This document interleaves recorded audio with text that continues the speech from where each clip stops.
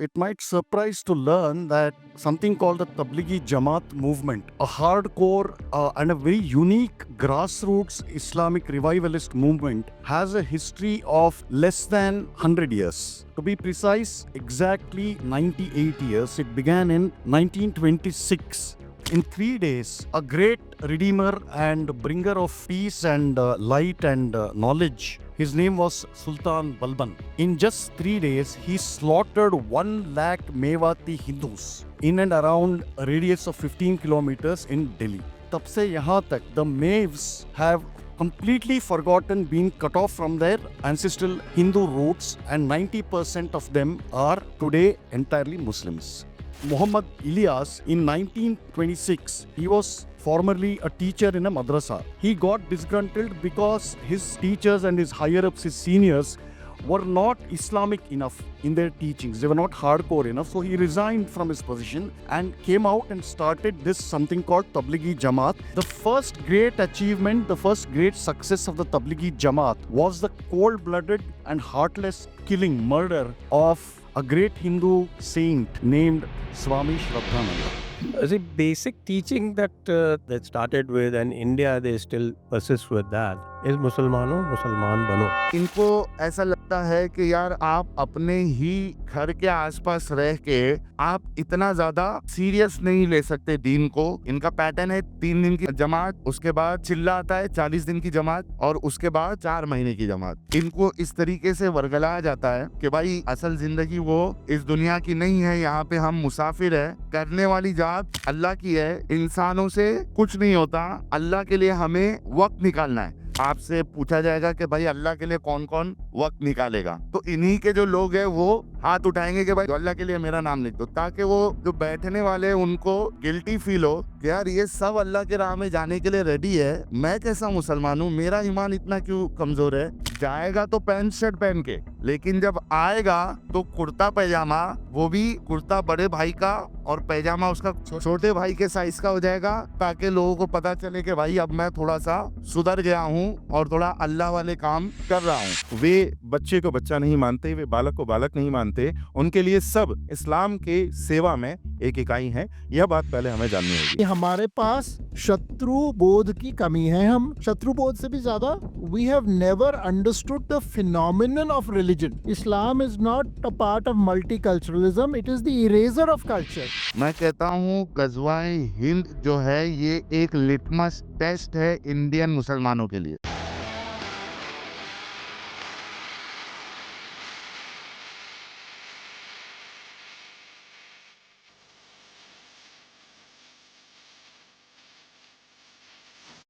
My honor to be here, and thank you very much. Let me have the pleasure of shaking you by the hand, as a Brit would say. And welcome to this rather, how do I put it, grave topic. A topic that relates to the very survival of all of us as Sanatani Hindus and our civilization and everything that we value, cherish, and hope to preserve and pass on to the next generation. So the topic is Islam and Hindutva, with special reference to something called the Tablighi Jamaat. So we can set the context of this tone, and I'm very pleased and delighted to welcome Shri Pankaj Saxena, Sankrant Sanuji, and ex-Muslim Salimullah Khan और संजय दीक्षित जी.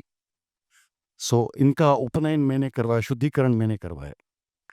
तो how does it feel to be a Hindu, Sanjay ji? Awful. Why? Mike.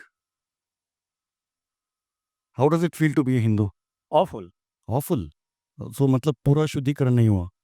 अरे क्या क्या पहले जो है advantages थे वो सारे एडवांटेजेस चले गए. मतलब जैसे आप लोग जो है वो तरह तरह का डिसिप्लिन इम्पोज करते हो और पता नहीं क्या क्या करते.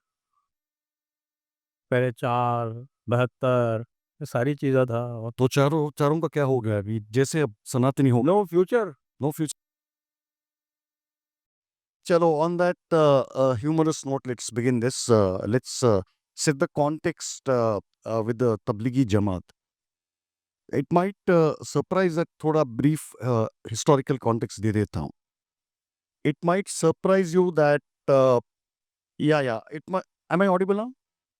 Okay, so it might surprise to learn that something called the Tablighi Jamaat movement, a hardcore and a very unique grassroots Islamic revivalist movement, has a history of less than 100 years. Less than 100 years. To be precise, exactly 98 years. It began in 1926 within a very, what you call, limited, confined area called Mewat. All of you are familiar. And it was begun by a hardcore Maulana named Maulana Muhammad Ilyas.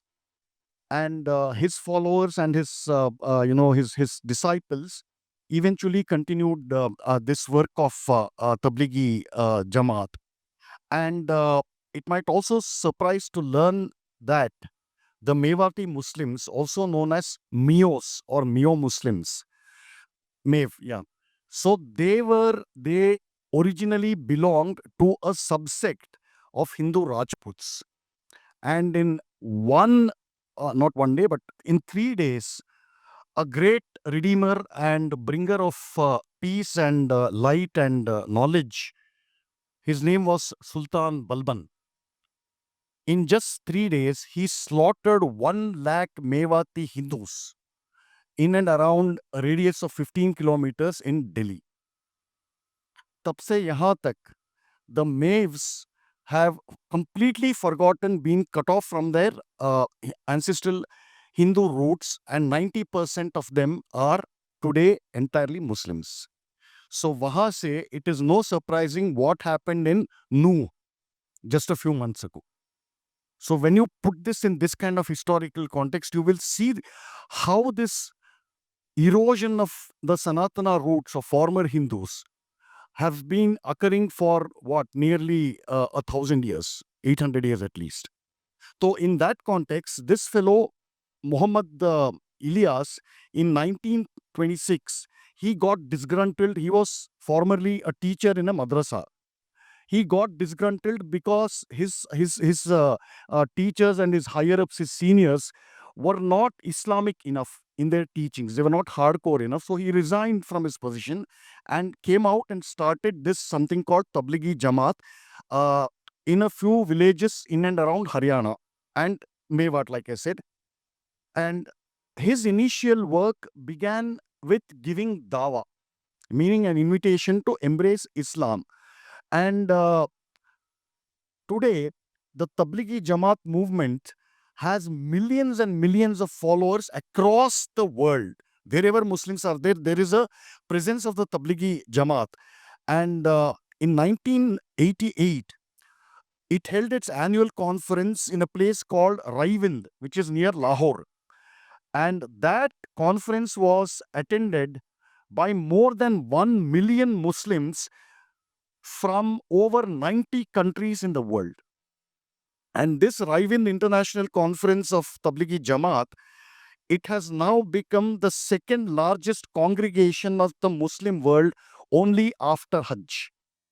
So you see the kind of gravity of the situation that is occurring. And the first great achievement, the first great success of the Tablighi Jamaat was the cold-blooded and heartless murder of a great Hindu saint named Swami Shraddhananda. तो ये historical context है. So I will begin with Sanjay ji. Now, the formal topic is Hindutva and Islam in the backdrop of this Tablighi Jamaat. Your opening remarks, please. Uh, just to put a little context on the Tablighi Jamaat, now Tablighi Jamaat is having 3 factions. It is now riven into 3 factions. So, of course, the Raivind is there, and I am an ardent follower, and I'm captivated by Maulana Tariq Jamil and his wonderful, luscious descriptions that we keep hearing from time to time. Not to mention his flowing beard, no? Oh, well, that's not so much flowing. इतना ज़्यादा flowing भी नहीं है. Of course, it's mustacheless. Of course, that again, I find very curious. I have done a study to try to find out how to recognize a Muslim sect by looking at his face. And So, his dressing. In fact, this is a good point because one of the first things that this fellow Muhammad Ilyas did was to take young kids right out of school or even before they joined school, discourage them from going to mainstream schools and Islamize them from the age of, say, 4 or 5. And one of the elements of this radicalization was to instill a deep sense of hatred for all forms of dressing which he regarded as un-Islamic. So there is a logical connection with what there's a logical connection. So you can actually find out if you look at Maulana Tariq Jamil and you look at the original Deobandis, you look at Arshad Madni and Hussain Ahmad Madni, and you see they're keeping their mustaches. So you can make out who is from the Raiwind sect and who is from the Indian sect. Similarly, in Bangladesh, they have now floated a rival faction. The basic teaching that they are doing or that started with, and India, they still persist with that, is Musalmano, Musalman Bano. That is their basic teaching. So you see how much trouble I had to take to reconvert you. Yes, your dawat is still not complete. I might revert any moment. Because बाहर मिलिए बात करेंगे. because with dawat, there's a lot of other things have to come. Those goodies have not come. So I am still considering. We'll negotiate. हाँ, चलिए बात करेंगे. कौन किसको कन्वर्ट करेगा ये देखेंगे. So Maulana Saad, if you look at Maulana Saad, who we don't know whether he still exists, he has been taken underground. Where he lives these days, we don't know. But this Tablighi Jamaat has been very assiduous in hardening the attitude of the Indian Muslims. And if you look at especially the Barelvi Muslims, their attitudes, their dress sense, most of it, especially I come from UP, my roots are from UP. There you could hardly make out a difference at, say, about 30 years back or 40 years back. But today, these Tablighis, though they happen to be Deobandis, that they have made inroads into so many places. And now, of course, you will get a real Tablighi soon. He will tell you because Hello. आइए ये आ गए साहब तबलीग Please welcome. Please welcome. Tablighi जी आ गए तबलीगी जी आ गए. तबलीगी जी जो हैं जो आप ये रात भर तबलीग करते हैं दिन में सोते हैं तो ये भी तबलीगी जमात का एक कैरेक्टरिस्टिक है तो शॉर्ट में यही है तबलीग अब आप तबलीग ठीक से नहीं कर पा रहे हैं अब हम साहिल साहब से करवाएंगे तबलीग से Bilkul. Welcome, Sahil ji. So, before you can just to sum up what we are discussing, the topic is Hindutva and Islam in the context, in the backdrop of Tablighi Jamaat. I gave a historical context for how it originated and what its core beliefs are. Now, in that context, you can offer your opening remarks. Thank you so much and सभी लोगों को मेरा सलाम प्रणाम नमस्ते सत श्री अकाल. तो ये तबलीगी जमात को मौलाना इलियास खांदिलवी साहब ने स्टार्ट किया था और ये एज अ मूवमेंट स्टार्ट हुई 1925 में इन्होंने स्टार्ट किया था. अब मेरा जो ऑब्जर्वेशन है तबलीग जमात के साथ वो ये है कि ये जमात और इसका जो तरीका है ये हमारे देश के लिए एक बहुत खतरनाक चीज़ है. क्यों? नॉट बिकॉज तबलीग जमात में आपको मतलब ऊपर से ऐसा लगेगा कि ये कोई आतंकवादी गतिविधियां कर रहे हैं, ऐसा आपको नहीं दिखाई देगा. मेरा प्रॉब्लम तबलीगी जमात से ये है कि वो जो देश का जो रिसोर्स होता है यंग जनरेशन, ये टारगेट तो सभी को करते हैं. वो यंग को भी करते हैं, बूढ़ों को भी करते हैं दीन के नाम पे. ये गली गली घूमते हैं, रास्तों में घूमते हैं. वहाँ पे इनको जो नौजवान दिखे, कोई लोग दिखे तो ये उनको पकड़ के लेके जाते हैं अपने हलकों में, मस्जिदों में या मदरसे इनके जो होते हैं. चूंकि मैं मुंबई का हूँ तो मैं उसके अकॉर्डिंग आपको बताऊंगा. तो ये वहाँ पे उनको लेके जाएंगे। वहाँ पे ऑलरेडी जो तबलीग में वक्त लगाया होगा, इनका सिस्टम क्या है कि इनको ऐसा लगता है कि यार आप अपने ही घर के आसपास रह के आप इतना ज़्यादा सीरियस नहीं ले सकते दीन को, आप सीखेंगे नहीं सही से, तो आपको अगर 3 दिन की जमात है, इनका पैटर्न है 3 दिन की जमात, उसके बाद चिल्ला आता है 40 दिन की जमात और उसके बाद 4 महीने की जमात। तो 3 दिन की जो जमात में ये लेके जाते हैं लोगों को पकड़कर, वो मतलब एरिया से थोड़ा करीब वाले एरिया में, जैसे अगर कोई मुंबई का इधर है, अगर मैं धारावी की तबलीग जमात से जुड़ा हुआ हूँ या अगर जमात में जाने के लिए मैं एग्री करता हूँ, तो मुझे कालीना लेके जाएँगे, सेंटा क्रूज़ लेके जाएँगे, जोगेश्वरी लेके जाएँगे, गोरेगाँव लेके जाएँगे। मतलब विद इन दिस सिटी वो आपको किधर ना किधर लेके जाएँगे, क्योंकि 3 दिन ही है। अगर 40 दिन की जमात होती है, तो आपको फिर अपना सिटी छोड़कर, अपना स्टेट छोड़कर किधर और जगह पे वो लेके जाएँगे। ताकि आप घर से जितना दूर रहोगे, उतना आपका इंटरेस्ट जो है वो खत्म रहे। घर पे जाने की आपकी तमन्ना ना हो, क्योंकि आपके पास ऑप्शन ही नहीं होगा। उसी तरीके से 4 महीने की जमात में अगर आप जा रहे हैं, तो वो दूर लेके जाएँगे, यहाँ तक कि आप फिर दूसरी कंट्री में भी जा सकते हो। तो ये क्या करते हैं कि बच्चों को टारगेट करेंगे, नौजवान 8वीं, 9वीं, 10वीं और कॉलेज पढ़ने वाले, इनको टारगेट करके इनको इस तरीके से वर्गलाया जाता है कि भाई असल दुनिया जो है, असल ज़िंदगी वो इस दुनिया की नहीं है, यहाँ पे हम मुसाफिर हैं, करने वाली ज़ात अल्लाह की है, इंसानों से कुछ नहीं होता, हमसे कुछ नहीं होता, करने वाली ज़ात अल्लाह की है, अल्लाह के लिए हमें वक़्त निकालना है। यानी इमोशनली और रिलीजियसली आपको इतना ज़्यादा ब्लैकमेल कर देंगे वो, कि नहीं जाने वाला भी वो बोलेगा, मेरा भी नाम लिखा दो। अच्छा, इनका और एक तरीका ये होता है कि वो जब हल्का होता है, जब लेके जाते हैं, तो इनके ही आदमी, तबलीगी जमात वाले, जो पहले वक़्त लगा चुके हैं, वो बैठे रहते हैं। तो जब अब जैसे मेरे को लेके जाते थे, वहाँ मैं बैठता था, तो मेरा इंटरेस्ट नहीं होता था जाने का, ठीक है? लेकिन अब जब बात आधा घंटा उन्होंने बयान-वयान किया, और आलिम कोई बयान नहीं करता जल्दी इनमें। इनमें सिखाने वाला वो होता है जो ऑलरेडी तबलीग जमात से जुड़ा हुआ है, जिसने वक़्त लगाया हुआ है।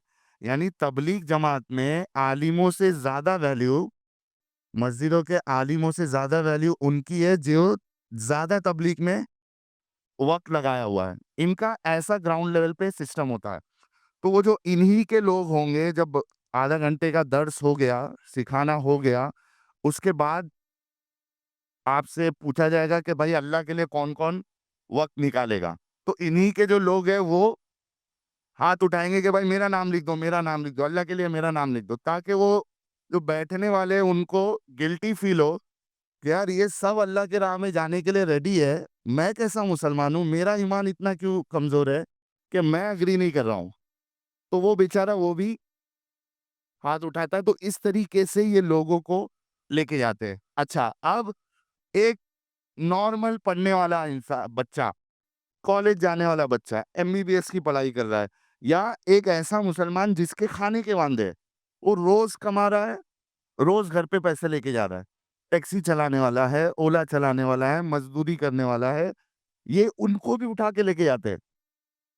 उनको ब्रेन वॉश करते हैं कि भाई, जैसे मैंने पहले कहा था, किसी से कुछ नहीं होता, सब कुछ अल्लाह से होता है, देने वाली ज़ात अल्लाह की है। आप अल्लाह के लिए वक़्त निकालो, गैब से अल्लाह आपको क्या करेगा? बरकत देगा, रिज़्क अता करेगा, रिज़्क, रोज़ी-रोटी अता करेगा। वो भी चले जाते हैं।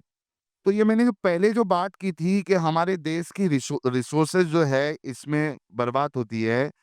एक बच्चा जो पढ़ने-लिखने वाला था, अब उसका इंटरेस्ट पढ़ाई-लिखाई से खत्म हो जाएगा, और वो जाएगा तो पैंट शर्ट पहन के, टी-शर्ट पहन के जाएगा। लेकिन जब आएगा तो कुर्ता पैजामा, वो भी कुर्ता बड़े भाई का, और पैजामा उसका कौन-सा हो जाएगा? छोटे भाई के साइज़ का हो जाएगा। और यहाँ जो उसकी पॉकेट होगी, उसमें क्या नजर आएगा? मिसवाक, दातून। वो भी उसका जो ऊपर वाला हिस्सा है थोड़ा वो बाहर रहेगा, ताकि लोगों को पता चले कि भाई अब मैं थोड़ा सा सुधर गया हूं और थोड़ा अल्लाह वाले काम कर रहा हूं। अब उसका पढ़ाई में इंटरेस्ट खत्म, क्योंकि जमात में जाएगा तो भाई अच्छा वो ये नहीं बोलेंगे कि भाई आप कॉलेज छोड़ दो या नहीं, लेकिन जो उनका माइंडसेट बना देंगे, फिर इसका पढ़ाई सड़ाई से इंटरेस्ट खत्म। अच्छा चलो 3 दिन तो समझ में आता है, 40-40 दिन 4-4 महीना लेके जा रहे हैं। अभी जो इंसान रोज का कमाने वाला है, उसके घर वाले घर में बैठ के गालियां दे रहे, ये उनको उठा के लेके चले गए, वो घर वालों को खिलाएगा कौन? कौन देगा? कोई नहीं, वो रोते बैठे। भाई अल्लाह नहीं देने वाला, ना मोहल्ला देने वाला। एक बार से तो मोहल्ला दे देगा, लेकिन अल्लाह नहीं देगा, क्योंकि अल्लाह है ही नहीं, तो कहां से देगा? अल्लाह होता तो देता ना। अगर अल्लाह होता तो पैलेस्टीन वालों को बचा था। बचा लेता, मोहल्ला खाने के वांदे। मोहल्ला बहुत कुछ देता है। हाँ, इसी वजह से मैंने कहा। सो इस पॉइंट पे आपको थोड़ा ब्रेक लेते हैं जी। एंड पंकज जी में आते हैं, but extraordinary detailed explanation of how the system works. Classic propaganda techniques which work even today in various military departments, police departments. Classic this is. I mean, Nazi भी इस लेवल की नहीं सोच सकते. So this is a kind of brainwashing that goes on. But over to you. I have more to say, but Yeah. in my next. You'll get your turn next.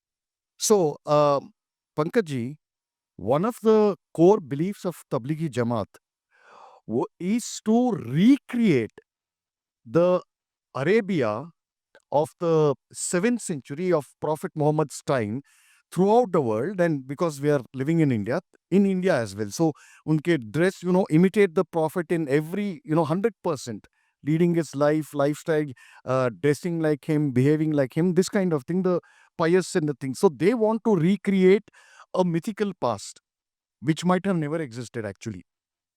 Wo point, and they begin very early. And one of the elements of propaganda is to psych you into feeling either inferior or superior. It works both ways. कि जब साहिल जी ने बोला कि 100 लोग वहाँ पे बैठे हैं and 90 people raise their hands and they'll say that I'll also become a tabligh. The rest of them feel inferior. Yeah. कि we, as if by not raising our hands, we are doing something wrong. तो इस परिप्रेक्ष्य में turning the clock back, your thoughts? Thank you, Sandeep. My only brush with Tablighi Jamaat in my own personal life, almost 20 years ago, I once tried to learn Arabic. Tried is the operating word here. So I went to a local madrasa. I asked some people around where is a madrasa, and although my home city Gwalior has only 6%, at that time even less than 6% of Muslims, but there were a few madrasas, of course, because they cannot exist. They can exist without food, but not without madrasas. So there were 2 or 3 madrasas. So I went to one. You can learn Urdu from Salimullah ji. Yeah. After this annual session, we will definitely do that. He won't charge any fees. Any recommendation? Now we are committed on. So I went there. I started going there. I went only for 4 or 5 days. Now the mullah who was teaching me, within 4 or 5 days, once he just got up and left for a washroom, he had a son who was 4 years old, or just 4 years and a few months. Now his uncle, his chacha was a member of Tablighi Jamaat. मुझे यह request आई है कि मैं हिंदी में बोलूं, तो मैं हिंदी में बिल्कुल बोलता हूं. मैं संदीप की जुगलबंदी कर रहा था, अब नहीं करता हूं. अब जब यहाँ सलीमुल्लाह जी हैं तो फिर मैं यहाँ पर भी जुगलबंदी करता हूं. तो जो उनके चाचा थे, उस बालक के जो चाचा थे, वे तबलीगी जमात से थे. तो अब 5 मिनट के लिए वह जो मुल्ला था वो चला गया वॉशरूम की ओर. मैं बैठा हूँ और मैं पढ़ रहा हूँ, और वो बालक बैठा है जो 4 वर्ष का है. तो वो पूछता है कि तुम अरबी क्यों सीखना चाहते हो? तो मैंने कहा कि मुझे भाषा में रुचि है और मैं सीखना चाहता हूँ.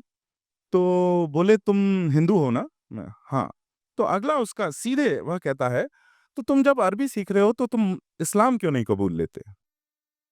And learning a language is like first accept Islam and पहले इस्लाम कबूल करो उसके बाद हाँ, अरबी सीखो। अरबी सीखो। वाह! अब जबकि मैं उससे पहले 2-3 वर्ष पहले से इस्लाम का अध्ययन कर रहा था, मेरे गुरु ने बहुत मुझे voice of India Sitaram ji, Ramswaroop जी की पुस्तकें दी थी और मैं उनको पढ़ रहा था। पर फिर भी ये समझना कि 4 वर्ष का बालक, आप सोचिए 4 वर्ष का बालक के मन में यह डिस्टिंक्शन है या भेद है कि वह इस्लाम का पालन करता है, मैं हिंदू धर्म का पालन करता हूँ, वह मज़हब है और हम जो हैं, हम मूर्ति पूजक हैं, हम नीच हैं, हम घटिया हैं और हमको वह छोड़ के इस्लाम कबूल लेना चाहिए। तो आज हम लोग यहाँ बड़े, अगर हम अपने आप को कहें हिंदूवादी हैं और हिंदुत्व से बड़ी चेतना रखते हैं और बहुत चेतन हैं, लेकिन हम अगर अपने बालकों को, अपने बच्चों को हम देखें, तो हम में से ऐसे कितने व्यक्तियों के बच्चे हैं जो कि 4 वर्ष की आयु में यह चेतना रखें। और एक भय भी है, एक बड़ा असली भय है। हमने एक एपिसोड भी किया था, बदायूं में जो घटना हुई और वह 6 वर्ष के बालक को और 12 वर्ष के, 13 वर्ष के बालक को उसी की छत पर जो उनकी हत्या की गई। तो एक भय, एक किसी भी माता-पिता को यह रहता है कि अगर आप उनको बचपन से इस्लाम के बारे में, एक हिंदू माता-पिता का भय बड़ा असली है कि अगर आप बचपन से वे बताते हैं और बच्चे हैं, बालक हैं, नादान हैं और वे कहीं किसी के सामने जाके कुछ बोल देते हैं, तो उनके ऊपर 4 वर्ष के बालक के ऊपर भी खतरा है कि उसकी बेहेडिंग हो जाए।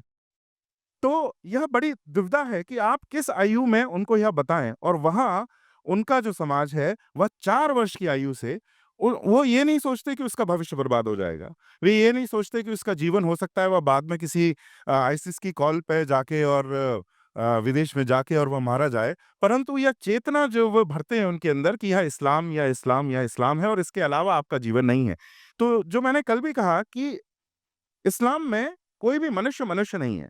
मनुष्यों का, मुसलमानों का अमानवीकरण स्वयं इस्लाम करता है कि वे मनुष्य नहीं है, वे केवल इस्लाम की एक इकाई है, वह व्यक्ति नहीं है। Human weapons, basically. Human weapons, weaponization, सशस्त्रीकरण जो है वो व्यक्तियों का करते हैं। आप परिवार का भाग नहीं, आप बेटा नहीं, आप पिता नहीं है, आप चाचा नहीं है। वह चाचा जो 4 वर्ष के बालक को इतना रेडिकलाइज कर रहा है कि वह आगे जाके उसकी भी मृत्यु हो सकती है और क्या पता, हो सकता है वह आईसिस में जाके और वह अभी हुर्रियों का आनंद ले रहा हो। ये हम नहीं जानते, हो सकता है ये हो। तो ऐसा वे जलील नाला एक बोल रहा था ना कि describing juicy descriptions of some हुआ who's apparently 103 feet tall and annoying that it nine. Okay, whatever one there. Sorry, slight difference in numbers जो भी है. But yeah, I guess so. And what क्या आनंद होगा? Don't get your imagination, figures are very important. Yeah. Yeah, continue please. By the way, आपने बदायूं का नाम लिया था. The original names, you have to study the original names of some of these cities throughout India. Original name of Badaयूं is Vodamayuta. It was a capital established by Rashtrakutas, ravaged by another pious saint called Bakhtiyar Khalji. जी, जी। तो मैं जो अंत करूँगा कि जब उनका समाज इस्लाम के लिए इतना रेडिकलाइज़्ड है और हमारा जो समाज है ये ऐसा है कि हम जिनको हिंदूवादी कहते हैं, अगर उनके भी बच्चों को आप 15-16 वर्ष की आयु में देखें, तो उन्हें यह भेद का नहीं पता। तो यह भेद हमें सबसे पहले पहचानना होगा और हमें यह फाइन लाइन ढूँढनी पड़ेगी कि हम कैसे अपने बालकों को, बच्चों को इस शिक्षा दें धर्म के बारे में और इस्लाम के बारे में, जिससे कि वे बड़े होके हम इसका सामना कर सकें। तो हमें यह ध्यान रखना होगा, जो भी मानवीय समस्याएँ हैं हमारे मन में, जो भी मानवीय आयाम है कि कोई बालक है तो उसके मन में यह बातें नहीं होंगी। जब इस्लाम की बात आती है, जब ईसाईयत की बात आती है तो ये बातें सच नहीं होती। वे बच्चे को बच्चा नहीं मानते, वे बालक को बालक नहीं मानते। उनके लिए सब इस्लाम के सेवा में एक इकाई हैं। यह बात पहले हमें जाननी होगी। This is a very good insight actually कि बच्चे बच्चे नहीं होते, they're human weapons. It's a good insight. Thanks Pankaj. Over to Sankrant. I just narrated the brief history of Tablighi Jamaat, its founding times. Muhammad Ilyas. So when he went around touring and giving dawa, before doing that he surveyed the Muslim community in those areas. What he found that they were all Muslims only in name, but in the initial years when he made a tour, they were practicing, following the practices and customs in all aspects of their social and community life were Hindu practices. Like they would wear Mangal Sutras, they would wear bindi, they would wear Hindu महिलाओं की तरह साड़ी पहनते थे, and even their marriages were performed along Hindu lines. So this shocked him, and the solution he found was exactly what Sahilji described: कि catch the kids young. Now, what kind of mindset propels this this level of? I mean, even the word radicalization is very mild. There should be a stronger word than that. But I would like to know your thoughts on I mean, it's also a failure on the part of the larger Hindu society that you didn't. I mean, ये लोग पूरे they were simple farmers, and India was not so industrialized back then. और सभी agricultural land से जहाँ अभी malls बन गए, so in that area he started his dawa work. तो it is a failure on the part of Hindu society that they weren't brought back to their matra dharma. So I would like to know your thoughts on that. इसमें दो तीन पहलू आते हैं। एक तो हमको हिंदू समाज ये उनको वापस क्यों नहीं ले पाया, या हिंदू समाज में हिंदू समाज का तबलीगी जमात कहाँ है ना। हिंदू समाज में, क्योंकि अगर आप विषय भी देख लो, हमने हिंदुत्व वर्सेस इस्लाम का विषय लिया है, राइट। तो उनका तो तबलीगी जमात है, और वो तबलीगी जमात का उद्देश्य बहुत स्पष्ट है। वो कह रहे हैं कि जो मुसलमान है उनको मुसलमान बनाना है ना, उनको सच्चा मुसलमान बनाना है, और जो गैर मुसलमान है उनको मुसलमान बनाना है। लेकिन अगर आप हिंदुत्व वर्सेस इस्लाम बोलते हो, हिंदुत्व का तो ये उद्देश्य ही नहीं है। हिंदुत्व तो नहीं कह रहा कि जो हिंदू है हमने उनको पक्का हिंदू बनाना है, और ये भी नहीं कह रहा कि जो गैर हिंदू है उनको हमको हिंदू बनाना है। तो सबसे बड़ी समस्या हमारे पास यही आ जाती है कि हमारे पास शत्रु बोध की कमी है। हम शत्रु बोध से भी ज्यादा, we have never understood the phenomenon of religion. This is a problem of all indigenous cultures across the world, and especially Hindus, कि हम Non-Abrahamic faiths. all the non-Abrahamic faiths, that we do not understand the phenomenon of religion. अब ये तबलीगी जमात जो ये कर रहे हैं, हमको लग रहा है कि बड़ी अजीब बात कर रहे हैं। ये लोग अच्छे भले अपना जीवन का निर्वाह कर रहे हैं, अपना चल रहे हैं, उसमें आपको उनको कट्टरपंथी लाने की क्या आवश्यकता है, क्या जरूरत है? वो क्यों? यूरोप में आजकल बड़ा ट्रेंड चला हुआ है मल्टीकल्चरलिज्म का। वो क्या कहते हैं कि ये कोई बुर्का पहनता है, ये कुछ ऐसा कर रहा है, तो ये मल्टीकल्चरलिज्म का एक भाग है। तो मेरा इसके ऊपर काफी बड़ा ट्विटर थ्रेड था। मैंने कहा, Islam is not a part of multiculturalism, it is the erasure of culture. Very, very well said. Right. Very well said. So erasure of culture क्यों है? अगर, और उसके अंदर मैंने उदाहरण दिया कि एक किसी का कल्चर था, जो स्त्रियां थी ऐसे पहनती थी, अब वो काला बुर्का पहन रही है। जो सीरिया की और लड़कियां थी ऐसा पहनती है, अब ऐसा पहन रही, अब वो सब काला बुर्का पहनती है। अफगानिस्तान की लड़की थी, अफगान ड्रेस पहनती थी, अब वो काला बुर्का पहन रही है। कश्मीर की लड़की थी, वो कश्मीरी ड्रेस पहनती है, अब वो बुर्का पहन रही है। तो यानी कि सारे कल्चर्स को आपने समाप्त करके एक मोनोकल्चर बना, है ना। तो वो, लेकिन वो क्यों ऐसा किया? क्योंकि culture is a human Endeavour. Culture एक ऐसी चीज है, और ट्रेडिशन और कल, क्योंकि अगर आज मैं पूछूं कि कल्चर और रिलीजन में क्या अंतर है, हम बहुत सारे लोग उसको स्पष्ट रूप से बता नहीं पाएंगे कि कल्चर और रिलीजन में क्या अंतर है, क्योंकि हमारे लिए एक समान है ना। हिंदुओं के लिए एक समान है। कल्चर का एक फॉर्म ही है, जो हमारा ट्रेडिशन है, हमारी रीति रिवाज है। लेकिन जो अब्राहमिक मोड है सोचने का, उसमें रिलीजन है, ये अल्लाह से आया है। क्रिश्चियनिटी में भी ये है, ये religion is God's intervention into human kind, so it is coming from God, वो अल्लाह से आया है। और जो बाकी सब जो मानवीय चीजें हम कर रहे हैं, जिसको आप कल्चर बोल देंगे, वो तो शिर्क है। वो शिर्क है। तो वो शिर्क है, यानी कि वो तो ह्यूमन इन्वेंशन है। सारा कल्चर जो है वो एक ह्यूमन इन्वेंशन है। और जो कुरान की टीचिंग है और जो बाइबल की टीचिंग है, वो God's intervention into the planet है। तो अगर एक जगह अल्लाह है, और आप ये बहुत सारे डिबेट में भी पढ़ोगे, इनके जो रिलीजियस डिबेट्स होते हैं, कि कौन सी चीज ह्यूमन इन्वेंशन है उसको छोड़ देना चाहिए, कि ये तो स्मॉल माइंड का इन्वेंशन है, ह्यूमन इन्वेंशन है, तो उसको आप हटाइए, और जो अल्लाह ने आपको बताया है उसको आपको फॉलो करना है। ये सेंट्रल सेंट्रल डिस्प्यूट है बिटवीन रिलीजन एंड कल्चर। और हमारे पास वो रिलीजन की समझ ही नहीं है, हम जानते ही नहीं है कि रिलीजन क्या है, क्योंकि हम जानते नहीं है, हम सोचते हैं वो हमारे जैसे हैं। अगर वो मंगलसूत्र पहन रहे हैं तो उसमें क्या आपत्ति है, लेकिन तबलीगी जमात उनको कह रहे हैं नहीं नहीं नहीं, ये आप कर रहे हो तो ये अल्लाह ने तो नहीं बोला आपको करने को, अगर अल्लाह ने नहीं बोला तो आप गलत कर रहे हो। This is an open question because you brought up a very interesting point कि वो मंगलसूत्र पहन रहे तो वो गलत है from the perspective of Tablighi Jamaat. Right. Now there is this another group which basically uses the same पहनावा to deceive people into think जो तकिया बोलते हैं ना, into thinking that they are also Hindus. So I would like all of your opinions on that in 2 minutes.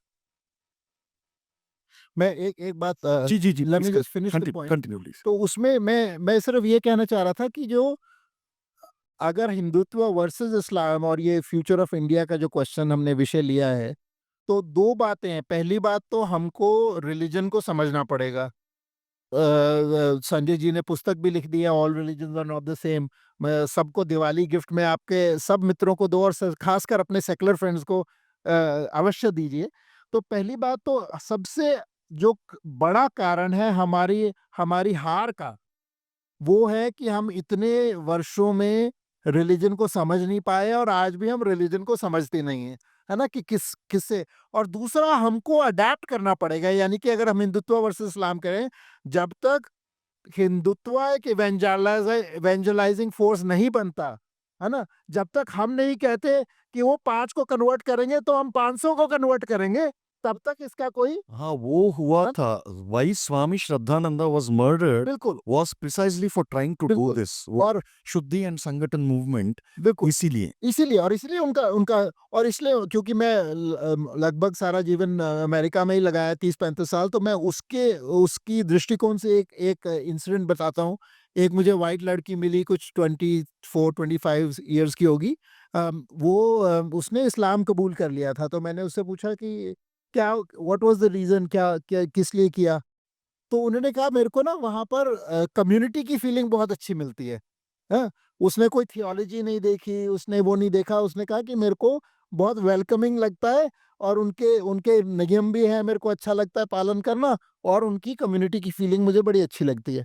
तो उसी संदर्भ में अगर आप हिंदुओं को देखो, अमेरिका में बात कर रहा हूँ अभी, वहाँ पर अगर कोई वाइट भूला भटका भी मंदिर में पहुँच जाए, तो पहले तो उसको देखेंगे कि ये बहुत अजीब है, ये क्यों आया यहाँ पर, है ना?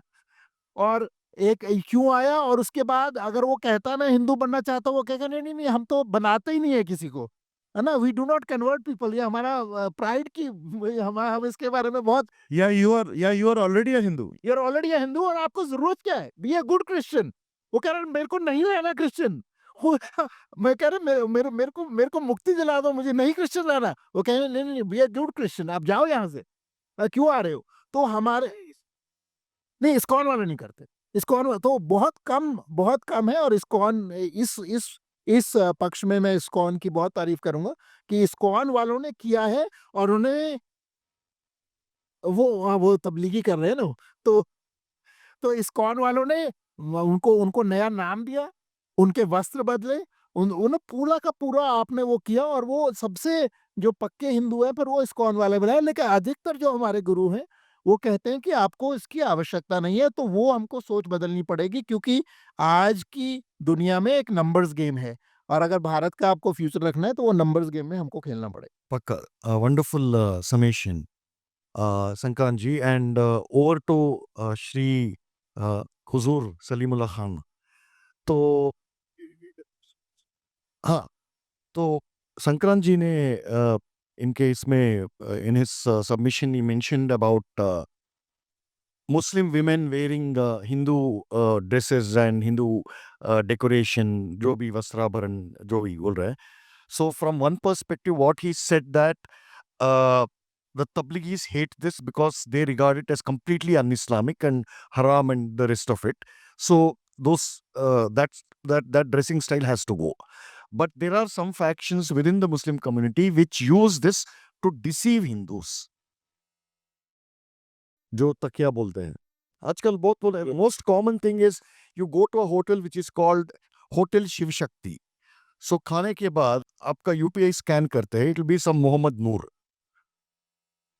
सो the same logic applies here आपने मेरे से सवाल पूछा है या संक्रांत जी का ट्रांसलेशन किया है? नहीं आपका थॉट्स इसके ऊपर तबलीगी वर्सेस तकिया actually Tablighi that is your question लेकिन मैं थोड़ा सा with your permission 3 minutes 3 minutes 30 Yeah. seconds हाँ ठीक है even better okay 3 minutes 30 seconds that is वो जो पंकज जी ने जो बात कही ना कि साहब की वो हम डरते हैं अपने बच्चों को बताने में तो ये अभी संक्रांत ने चूंकि he brought in the reference to my book जो मैंने लिखी है और वो जो चीज़ है वो उनमें से कोई भी ऐसी चीज़ नहीं है जो कि किसी को भी ऑब्जेक्शन करे क्योंकि हमने बताया कि भाई उसमें क्या क्या अंतर है क्या फ्रेमवर्क कैसे डिफरेंट है इंटरप्रिटेशन कैसे डिफरेंट है आपके साइंटिफिक एटीट्यूड कैसे डिफरेंट है टाइम कॉन्सेप्ट कैसे डिफरेंट है लॉजिक कॉन्सेप्ट कैसे डिफरेंट है और अगर बहुत ज़्यादा और किसमें नहीं जाते हैं तो बेसिक चीज़ जो समझने की है कि इतना ज़्यादा आपका रेजिमेंटेशन कैसे हो जाता है रेजिमेंटेशन अगर फौजी ट्रेनिंग किसी ने ली हो जैसे हमारे यहाँ नेवल ट्रेनिंग दी जाती थी फौजी training I am a marine engineer तो वहाँ इसी तरह की ट्रेनिंग दी जाती थी तो उसमें पहली चीज़ ये बताते हैं कि भाई आपको दिमाग नहीं लगाना है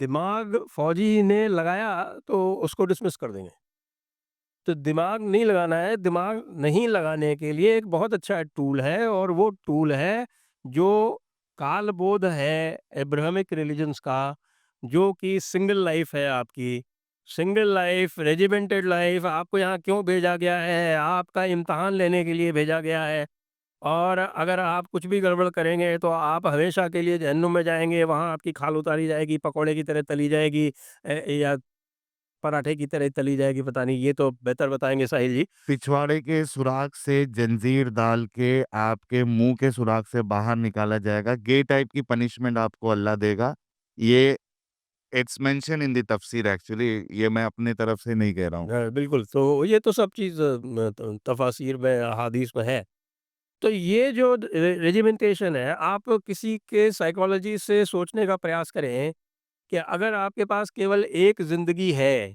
तो आप क्या करेंगे? और आपके पास सैकड़ों ज़िंदगियाँ हैं, तो आप लाइफ़ को कैसे अप्रोच करेंगे? तो ये जो कालबोध है, जो भारत में बेसिक जितने भी डिफरेंसेस मैंने बताए हैं, चाहे वो फ्रेमवर्क का हो या जितना हो, अगर उसको बॉयल डाउन करोगे, भई एक बताइए। तो वो जो एक है, वो हमारी जो cyclical time versus linear time है कि भई यहाँ तो आपकी ज़िंदगी जो है वो बिल्कुल लिमिटेड है, यूनिवर्स लिमिटेड है। पहले तो हर 100 साल में कह देते थे कि भई ख़त्म होने वाली है। मेरे ख़्याल से नबी हुज़ूर ने भी 100 साल ही बोला था। उसके बाद से लगातार एक्सटेंशन होता जा रहा है, पता नहीं कब मैं बंकर हो गया। मैं तो ये परेशान हूँ संजय जी कि जब अहादीस में आप पढ़ेंगे तो रसूलुल्लाह इस तरीके से बताते हैं करीब है जहन्नम करीब है आ जाएगी जहन्नम आ जाएगी करीब है वो 1400 साल गुजर गए वो कुर्बत खत्म ही नहीं हुई वो करीब कौन सी करीब है भाई के आज तक समझ में नहीं आ रहा कि ये करीब वाला वक्त आने कब वाला है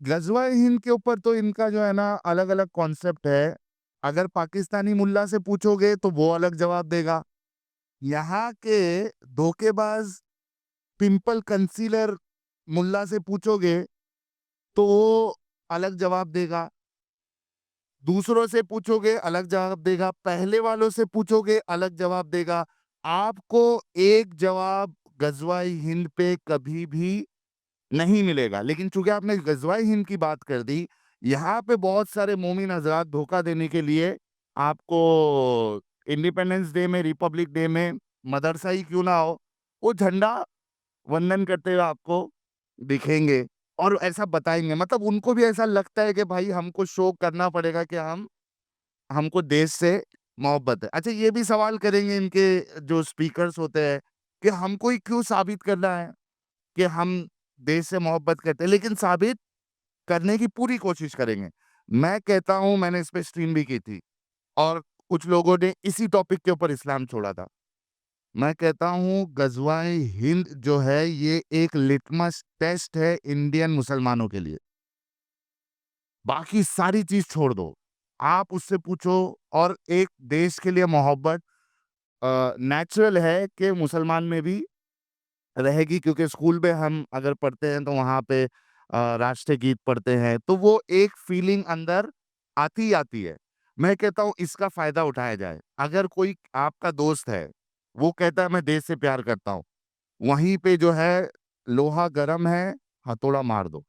उसको पूछो कि वाक़ई में तुझे देश से मोहब्बत है? कहेगा हाँ। अगर कोई शख्स पहले नबी का नाम नहीं लेना है, वरना आपने उसका दिमाग बंद कर दिया पहले ही, फिर बाद में काम नहीं करा। पहले नबी का नाम नहीं लेना है। पहले ये कहना है कि कोई भी अगर हमारे देश पे हमला करने की बात करे बाहर वाला, क्या वो हमारा दुश्मन है या नहीं है? वो क्या कहेगा? है कहेगा। किस लेवल का दुश्मन है? उससे 2-3 गाली भी दिलवाओ। खुद भी गाली दो और उससे भी गाली दिलवाओ। अब जब मामला सेट हो जाएगा, बेस बन जाएगा, उसके बाद गज़वाए हिंद की हदीस लाके सामने रखो और कहो कि देख भाई, ये बाहर वाला मोहम्मद साहब, ये तो हमारे देश का तो नहीं है। इन्होंने तो बशारत दी है कि भाई जो गज़वाए हिंद करेगा, उसको अल्लाह जो है वो बख्श देगा, जन्नत देगा।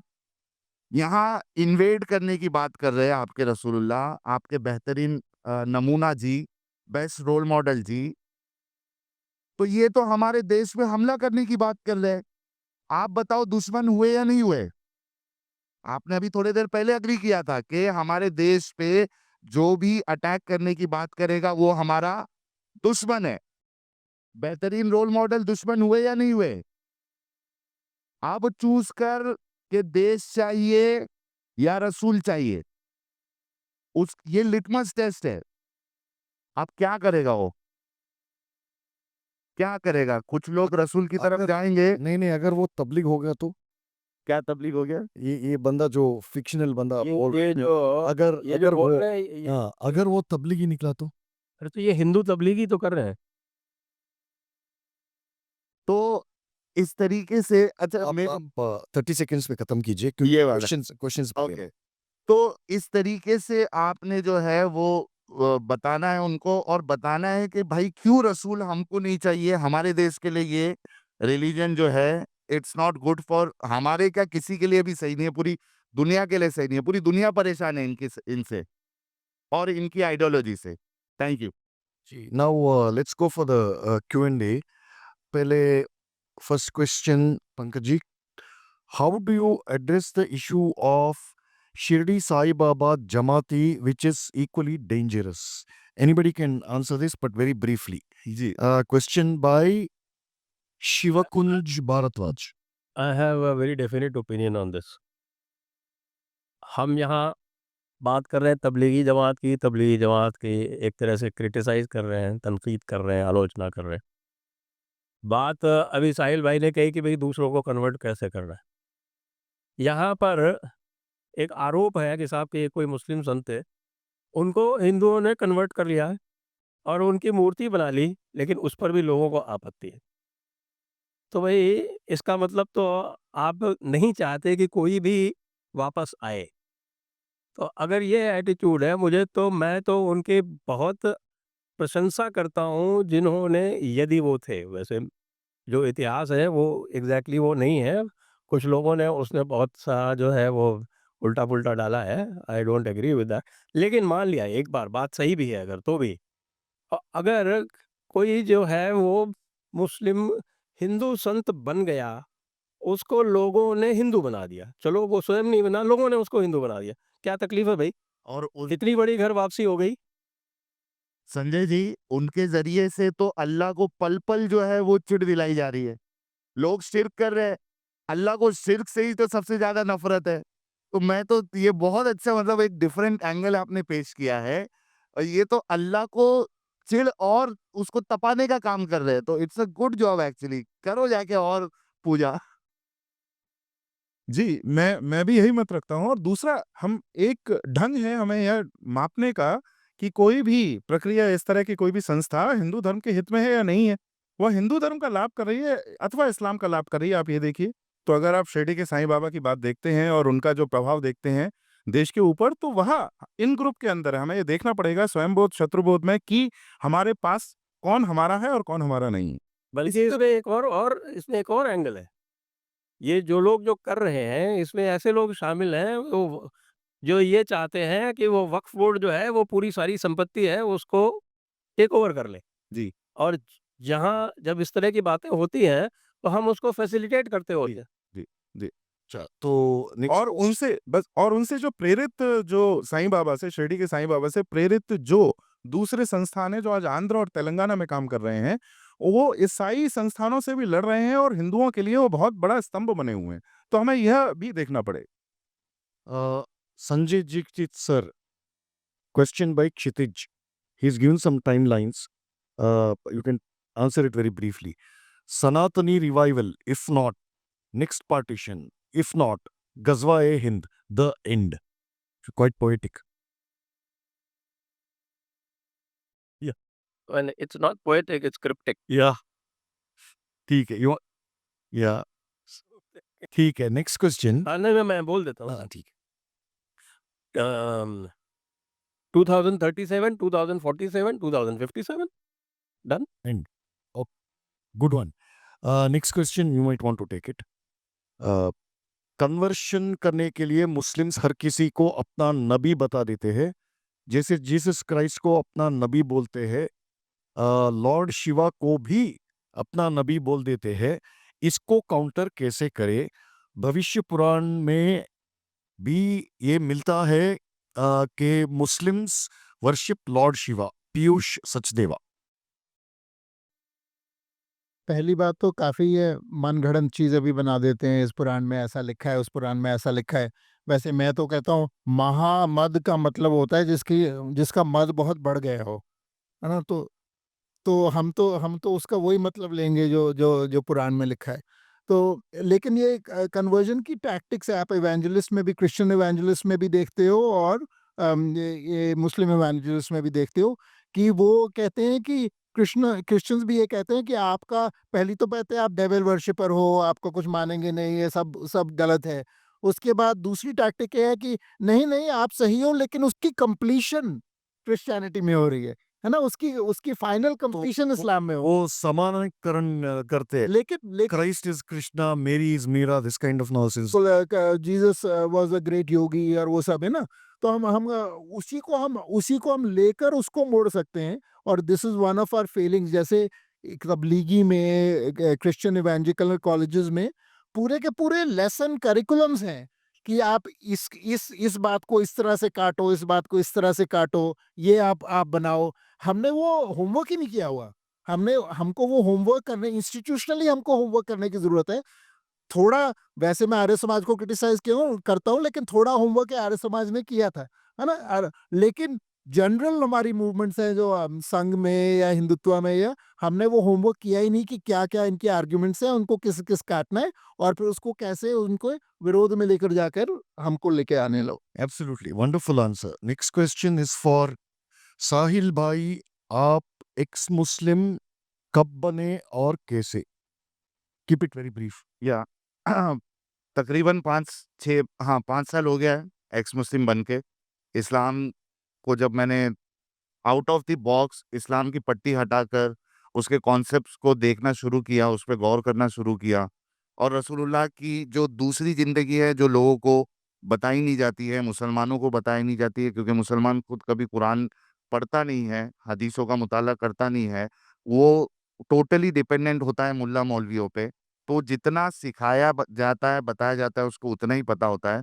लेकिन चूंकि सोशल मीडिया का ज़माना है और डेटा हमारे सामने है, कुरान सामने है, हदीसें सामने है, तफसीर सामने है, जब एक इंसान वो ईमान की पट्टी निकाल कर अगर इन चीज़ों को देखेगा, पढ़ेगा, तो उसके लिए फिर पॉसिबल नहीं है कि वो मुसलमान रहे। या तो उसको फिर दिमागी अपंग बनना पड़ेगा, या तो फिर वो जो है वो इस्लाम छोड़ना पड़ेगा। तो इस वजह से मैंने इस्लाम छोड़ दिया था।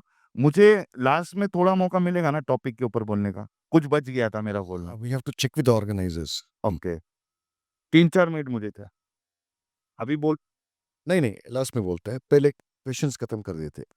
ये पंकज जी का घर वापसी के कार्य में आर्य समाज कैसे पीछे रह गया या बिछड़ गया? जी, संदीप, आपने यह बात पहले ही बताई है कि किस प्रकार से उन्होंने असैसिनेशन हत्याएँ करके, एक नहीं और भी हत्याएँ हुई हैं, आर्य समाज के अंदर कई हत्याएँ हुई हैं। और एक प्रकार से आर्य समाज को हत्याएँ कर के शांत किया गया है। अब हम कहें कि इस प्रकार से तो हम कोई काम ही नहीं कर पाएँगे, परंतु आप ये देखिए कि ये जिस प्रकार की लड़ाई है, बलिदान तो हमें देने होंगे। और अगर आप हमारे विरोधियों को देखें, तो जो ईसाई संस्थाएँ हैं उत्तर-पूर्व में जब गई हैं, पहली बार जब वो मिज़ोरम गए और नागालैंड गए, तो उनकी 2-3 पीढ़ियाँ पूरी की पूरी, वो जो वहाँ के जो स्थानीय लोग थे, मिज़ो नागा थे, उन्होंने उनकी हत्याएँ कर दी, उनके पूरे परिवार की हत्याएँ कर दी। ऐसे कई बार बलिदान करने के बाद जो है वे सफल हुए हैं। तो यह हमको भी करना पड़ेगा, हमारे संप्रदायों को, हमारे व्यक्तियों को जो कहते हैं कि ये काम है, हमें करना पड़ेगा। हमने पहले भी किया है और हम यही करते आए हैं, वरना वियतनाम में, कंबोडिया में, इंडोनेशिया में हिंदू कहाँ से होते? हम ये कहें कि हमारे अंदर धर्मांतरण नहीं होता था। अगर आप उत्तर-पूर्व में जाएँ, 17वीं शताब्दी में श्रीमंत शंकरदेव ने जिस प्रकार से वहाँ पर प्रचार किया वैष्णव धर्म का, और एक-एक अहोम समुदाय था, उसको पूर्णतः हिंदू बनाया। जिस प्रकार से गौड़ीय वैष्णवों ने मैतेई मणिपुर की वादी में जाकर, और गरीब नवाज, उसका नाम गरीब नवाज था क्योंकि बंगाल सुल्तान का प्रभाव था उस समय, परंतु वो बड़ा कट्टर हिंदू ही नहीं, मैं हिंदूवादी कहूँगा। क्योंकि उसने यह बाध्य किया कि जो आप स्थानीय देवी-देवता की मान्यता रखते हैं, वे आप मानते रहिए, सनमाही पाखंबा, पर उसके साथ आपको एक शिव और विष्णु या किसी वैदिक पैंथियन जो हम कहते हैं, उनकी पूजा करना, आरंभ करना बहुत आवश्यक है, और उनको भी उन्होंने बनाया। तो ये हमारी प्रथा रही है, केवल अंग्रेज़ों के आने के बाद 200-250 वर्ष से ये प्रथा रुक गई है, हमें यह प्रथा पुनः स्थापित करनी होगी। वैसे अंग्रेजों ने ही एक एक बार कांग्रेस कांग्रेस ने हिंदू साधुओं को नॉर्थ ईस्ट में बैन कर दिया था। यही है। सो कांग्रेस एक स्टेप आगे रही है अंग्रेजों से। अरे जितना डैमेज इस्लामिक इन्वेडर्स और क्रिश्चियन मिशनरीज नहीं किया, उतना डैमेज 70 साल में एक पॉलिटिकल पार्टी ने किया। That's it. Questions for all from Kshitij. If Christians, all Christian sects can be clubbed together, if all Mormons sects can be clubbed together, why can't all idol worshippers be clubbed with all the atheists and agnostics as Sanatanis? We have philosophy for everyone. I think it's a nice question. Yeah. देखिए, इसमें एक assumption है, हमें यह बात मैंने अपनी पुस्तक में भी लिखी है कि वो सब एक साथ हैं और एक हैं, ऐसा नहीं है। अगर आप उनके घर को देखें और 57 देशों को देखें, 60 देश को देखें, तो आज भी 95% से अधिक मुसलमान जो मरते हैं, वो कोई दूसरा नहीं मारता, मुसलमान एक-दूसरे को मारते हैं। तो उनके बीच में बड़ा सौहार्द है, प्रेम है, यह बात झूठी है, गलत है अगर आप इतिहास को देखें तो। परंतु उनमें किस बात की स्पष्टता है कि जब उनके सामने एक हिंदू खड़ा होता है, तो वे 20,000 सेक्ट हों या 10,000 हों या 5 हों या 10 हों, हिंदू सबके लिए मारने लायक है। और किसी भी जो मोहम्मद अली, जो मैं बार-बार उसको कोट करता हूँ, कि जो जौहर का जो स्टेटमेंट है गांधी के बारे में, कि गांधी सबसे अच्छा हिंदू क्यों ना हो, वह सबसे बुरे मुसलमान से नीचे ही आएगा। तो यह स्पष्टता, जो शत्रुबोध है, पिरामिड ऑफ प्रायोरिटीज उनको बहुत क्लियर है कि हम एक-दूसरे को मार रहे हैं, परंतु यह जो हिंदू घृणित घटिया हिंदू है, यह तो हम सबका शत्रु है। यह उनके मन में बहुत स्पष्ट है। जब यह स्पष्टता हमारे मन में आएगी, हमारे देखिए 1 बिलियन है हम भी, हमारे बीच में विवाद भी होंगे, यह बहुत स्वाभाविक है। सब बिल्कुल एक जैसे रहें, यह संभव नहीं है। हमें बस यह स्पष्ट होना चाहिए, शत्रु कौन है, सीमा कहाँ है और केंद्र क्या है। बहुत बढ़िया उत्तर, बहुत बढ़िया उत्तर। Next question is sorry, this is also interesting. Dr. Siddharth Shulke. We all now realize that Islam is a cancer to our culture and country, which has spread silently and gradually. It hasn't spread silently. Uh, how do you, yeah, or gradually, yeah. How do you now restrict it and later eradicate it, knowing very well that Europe and West is pro-Islam, and any drastic action will result in serious counter reactions from them. Any panel member can answer. Who wants to take this? Can I? Oh, yeah. अच्छा, ये मैं जो वक्त मांग रहा था उसमें ये भी आने वाला था। अच्छा देखिए, जब जो हिंदुइज्म मैं जानता हूँ और जो हिंदूज का एटीट्यूड मैं जानता हूँ, द बेस्ट पार्ट जो मुझे लगता है वो ये है कि इसमें काफी एक्सेप्टेबिलिटी है। ठीक है, इसमें एथियस्ट की भी के लिए भी जगह है, हिंदू होते हुए भी, एग्नोस्टिक के लिए भी है, मूर्ति पूजक के लिए भी है, नॉन मूर्ति पूजक के लिए भी है, रिलीजियस हिंदू के लिए भी है, नॉन रिलीजियस हिंदू के लिए भी है। और आपको अब अपना दुश्मन भी पता है और अपनी कमजोरी भी पता है। तो मैं ये चाहता हूं कि इंस्टेड ऑफ लोगों से ये कहना कि भाई तुम तलवार रखो या तुम ये करो, हम अपनी गवर्नमेंट को क्यों नहीं मजबूर करते कि वो अपीजमेंट पॉलिसी बंद करे, एक दंगा ना होने दे, हम एक कॉमन हिंदू को क्यों मरने के लिए सड़क पे उतार रहे? एक चीज ये। दूसरी चीज, हम एंटी तबलीग शाखाएं क्यों नहीं खोल रहे? हर एक शहर में या हर एक एरिया में एक एंटी तबलीग शाखा होना चाहिए। अगर कोई आके आपके भगवानों के बारे में खुल्लम खुल्ला बोल सकता है कि मूर्ति पूजा गलत है, आप सीख के उनको क्यों नहीं बोल सकते हो कि आपका अल्लाह भी शैतान वाले काम करता है?